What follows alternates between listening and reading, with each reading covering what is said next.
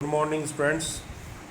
आज का हमारा टॉपिक जो हमने पहले पढ़ा लार्वल फॉर्म्स ऑफ क्रस्टेशिया, उसका पार्ट सेकंड है। पार्ट फर्स्ट हम पहले पढ़ चुके हैं। देखिए, पार्ट फर्स्ट जो था उसमें हमने नोप्लियस लार्वा, मेटानोप्लियस लार्वा और प्रोटोजोइया लार्वा तक अध्ययन किया था। अब आगे हम जोइया लार्वा के बारे में अध्ययन करेंगे। देखिए, डायग्राम दिया हुआ है जोइया लार्वा ऑफ क्रेब के जोइया लार्वा में देखिए मीडियन डोर्सल स्पाइन इसकी खास पहचान है। आई स्पॉट जो है सामान्यतया नोप्लियस, मेटानोप्लियस और जोइया लार्वा से काफ़ी बड़ा दिख रहा है। आई जो है रोस्ट्रम दिख रहा है हमें, साथ ही antennules, antenna, mandibles, maxilla, first maxilliped, second maxilliped और थोरेसिक अपेंडेजेस जो है उनके भी हमारे को रूडिमेंट्स दिखाई दे रहे हैं। एब्डोमिनल सेगमेंट्स इसमें स्पष्ट रूप से हमारे को दृष्टिगोचर हो रहे हैं। इसमें हार्ट और दिखाई दे रहा है और साथ ही ऊपर की ओर कैरापेस आवरण के रूप में हमारे को दिखाई देता है। साथ ही नीचे की ओर कोडल फरका हमारे को दिखाई दे रहा है।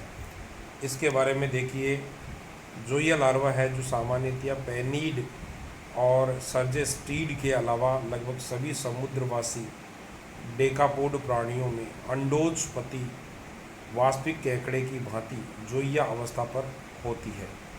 जोइया में एक चौड़ा सिरोवक्ष और एक वक्रित यानी घुमा हुआ टेढ़ा मेढ़ा उदर होता है, घुमा हुआ वक्र होता है, वक्रित उदर होता है, जिससे तैरने में इसको सहायता मिलती है। और इसका अंत सामान्यतः द्विशाखी यानी फॉर्क्ड पुच्छखंड के रूप में होता है। हेलमेट समान इसमें जो पृष्ठवर्म है में प्राय दो लंबे कंटकों में से एक मध्य पृष्ठीय और दूसरा मध्य तुंडकी और दो पार्श्वीय कंटक इनमें पाए जाते हैं। एक जोड़ी बड़ी सैवरंत चलायमान संयुक्त नेत्र इनमें देखने को मिलते हैं। प्रोटोजोइयाई उपांगों के साथ साथ वक्षीय उपांगों के अवशेष भी इसमें दिखाई देते हैं। द्विशाखी जंबिका पादों का प्रयोग सामान्यतया इसमें जो जोइया लार्वा है वो तैरने के लिए करता है। उसके बाद में देखिए, जो है लीपस के अंदर जो साइप्रिस लार्वा है उसका डायग्राम दिया हुआ है, साइप्रिस लार्वा ऑफ लीपस, जिसमें जो है ये सामान्य रूप से इसमें हमें कंपाउंड आई दिख रही है। बैक साइड में एंटीन्यूल्स हमारे को दिखाई दे रहे हैं, थोरेसिक लिम्स दिख रही हैं, माउथ पार्ट जो दिख रहा है, एनस उसके अपोजिट साइड में हमें दिख रहा है, गट दिख रही है हमें। गट का एक जो है द्वार माउथ के रूप में और दूसरा एनस के रूप में है। एब्डोमिन भाग हमारे को स्पष्ट रूप से दिखाई देता है। इसके बारे में अध्ययन करें। देखिए, साइप्रिस जो है वो लीपस और सेक्युलाइना के समान सीरीपेडिया प्राणियों में नोप्लियस लार्वा से साइप्रिस अवस्था का विकास होता है। इसका संपूर्ण शरीर और उपांग एक द्विकपाटित कवच के अंदर बंद रहते हैं और कवच में एक वयस्क ऑस्ट्रेकोड यानी साइप्रिस की भांति अधिवर्तनी पेशी, जिसको एडेक्टर मसल्स कहते हैं, होती है। इसकी रूपांतरित लघु श्रृंगिकाओं के आधारों पर सीमेंट ग्रंथियां पाई जाती हैं। श्रृंगिकाओं यानी एंटीन्यूल्स के अलावा केवल एक संयुक्त नेत्र सहित अन्य सभी सिरोवक्षीय उपांग इनमें देखने को मिलते हैं। 6 जोड़ी द्विशाखित वक्षीय उपांग इनमें होते हैं। इसके उदर भाग में 4 से 5 खंड पाए जाते हैं।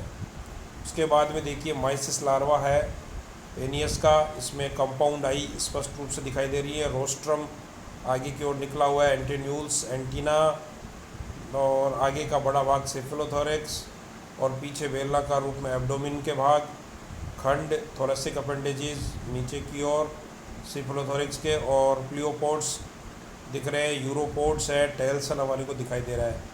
इसमें देखिए माइसिस या साइजोपोड जो लार्वा है ये सामान्यतः पेनियस के समान पेनीड, डेकापोड और लोबस्टर प्राणियों में जोइया लार्वा ही रूपांतरित होकर माइसिस या साइजोपोड लार्वा का निर्माण करता है।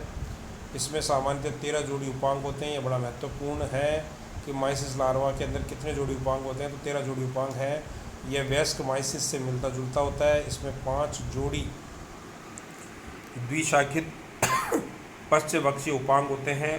उदर वयस्क के उदर के समान होता है, जिसमें सामान्यतया 5 जोड़ी द्विशाखित प्लवपाद प्लियोपोड्स और 1 जोड़ी पश्चातपाद यानी यूरोपोड्स और पुच्छ खंड यानी टेल्सन दिखाई देते हैं। कुछ लोबस्टरों में नोक्लियस और जोइया दोनों लार्वा जो अवस्थाएं हैं अंडे के अंदर ही पूरी हो जाती है और उनका जीवन वृत्त माइसिस अवस्था से ही आरंभ होता है। यह अवस्था झींगे के जीवन वृत्त की अंतिम अवस्था होती है। देखिए अगला लार्वा जो है मगलोपा लार्वा है, ये क्रेब में होता है और इसके अंदर एंटीन्यूल्स दिखाई दे रहे हैं, मीडियन स्पाइन है, एंटीना, कीलेट लेग्स, कंपाउंड आई, सिफेलोथोरेक्स भाग, थोरेसिक लेग्स, क्लियोपोड्स, एब्डोमिन भाग और टेल्सन यानी पुच्छ भाग। देखिए मेगालोपा में वास्तविक केकड़ों के समान ब्रेक्यूरान डेकापोड प्राणियों में जोइया कायांतरण के पश्चात मेगालोपा लार्वा में बदल जाता है। यह लगभग वयस्क केकड़े के समान होता है और इसमें सभी 13 जोड़ी उपांग होते हैं। 6 जोड़ी प्लवपाद युक्त उदर सिरोवक्स के साथ सीधी रेखा में जुड़ा होता है। इसमें केकड़ों में नोक्लियस अवस्था अंडे के अंदर ही पूरी होती है और जोइया अवस्था में अंडोत्पत्ति होती है। यह निर्मोचन द्वारा मेगालोपा लार्वा में बदल जाता है और मेगालोपा कायांतरण के पश्चात वयस्क क्रेब बन जाता है। हर्मिट क्रेब में ग्लोकोथी अवस्था मेगालोपा के समान ही होती है। इसमें उदर और प्लवपाद भी उसी प्रकार के होते हैं। अगला लार्वा है फाइलोसोमा लार्वा और पेलिन्यूरस। इसमें एंटीन्यूल्स, थर्ड मैक्सिलिपीड, कंपाउंड आई एक जोड़ी स्पष्ट रूप से दिखाई दे रही है, एंटीना है एक जोड़ी, हेड पार्ट है, थोरेसिक पार्ट है, एब्डोमिन नीचे की ओर तो इसमें हेड पार्ट बड़ा है, थोरेसिक उससे छोटा है और एब्डोमिन उससे भी छोटा पार्ट दिखाई दे रहा है। 4 to 6 थोरेसिक अपेंडेजेस हमारे को दिखाई दे रहे हैं। देखिए फाइलोसोमा में देखिए पेलिन्यूरस या स्पाइनी क्रेब या सेल लोबस्टर के लार्वा को हम फाइलोसोमा या कांच क्रेब कहते हैं। ये माइसिस की रूपांतरित अवस्था है। यह विशेष रूप से बड़ा, चपटा, पत्ती के समान, कोमल और काचाब होता है। इसके शरीर में सिर, पारदर्शी वक्ष और उदर 3 भाग होते हैं। नेत्र शैवरंत और संयुक्त हैं। 6 जोड़ी वक्षीय उपांगों में से प्रथम जोड़ी या जंबिक पाद यानी मैक्सिलिपीड अवशेषी होते हैं। द्वितीय जोड़ी एक शाखी, तीसरी जोड़ी सुनिर्मित और द्विशाखी होते हैं और उनके पीछे से 3 यानी चौथी, पाँचवीं और छठी जोड़ी लंबी द्विशाखी टांगें होती हैं। उपांगों का इनमें अभाव देखने को मिलता है। वयस्क बनने से पहले इनमें कई बार निर्मोचन होता है। अब देखिए एलिमा लार्वा है जो कि स्क्विला में पाया जाता है। इसमें एंटीन्यूल्स दिखाई दे रहे हैं हमारे को एक जोड़ी, रोस्ट्रम है बिल्कुल मिड में, कंपाउंड आई एक जोड़ी दिखाई दे रही है, एंटीना हमें दिखाई दे रहा है, सेकंड मैक्सिलिपीड कैरापेस का आवरण घेरा हुआ है, एब्डोमिन भाग, एब्डोमिनल अपेंडिसेस हमारे को दिखाई दे रहे हैं, टेल्सन जो है हमारे को दिखाई दे रहा है साफ साफ। अब देखिए एलाइमा के बारे में बात समझते हैं। यह कुछ मेलाकोस्ट्रेकन प्राणियों जैसे स्क्विला में पाए जाने वाला जोइया लार्वा का ही रूपांतरित रूप होता है जिसकी उत्पत्ति सामान्यतया अंडे से या एग से होती है। यह एक बेलांचली रूप है। इसका शरीर पतला, कांचाब और पारदर्शी होता है। इसका पृष्ठभूमि यानी कैरापेस छोटा और चौड़ा होता है।